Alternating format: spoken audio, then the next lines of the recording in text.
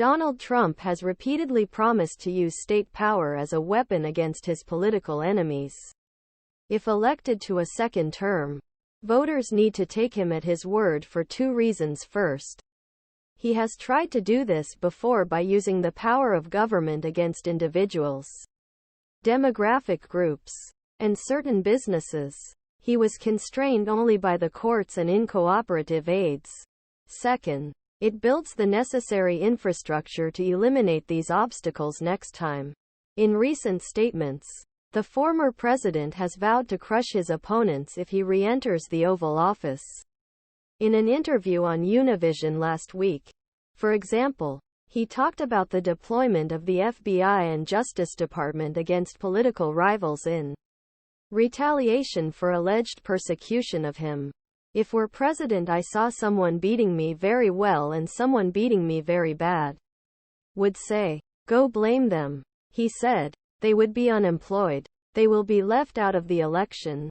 A few days later, in his Veterans Day speech, he promised that as president he would root out the communists, Marxists, fascists, and radical left thugs who live like vermin within our country's borders. This was not a momentary shift. He also blasted the same statement on social media. This rhetoric would be appalling even if not interpreted literally.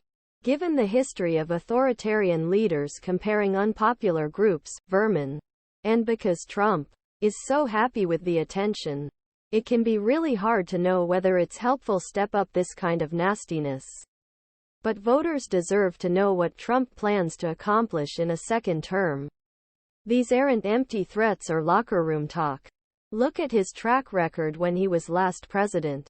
Earlier this year, Trump's former chief of staff, John F. Kelly, said in a sworn statement that his boss discussed the Internal Revenue Service and other federal agencies' harassment of two FBI officials investigating ties between the 2016 campaign and Russia.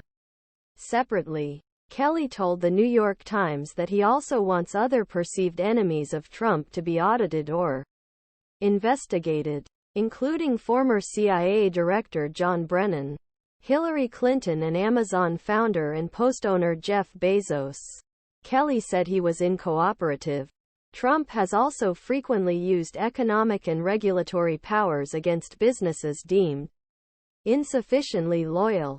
For example, his administration launched a bogus antitrust investigation against some auto companies that did not support rolling back fuel efficiency standards.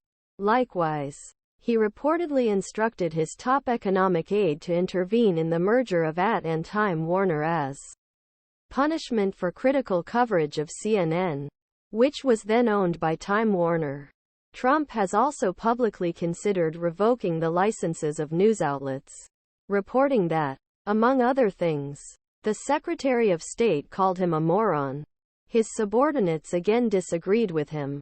Elsewhere, he has tried to use the government procurement process to hurt Amazon.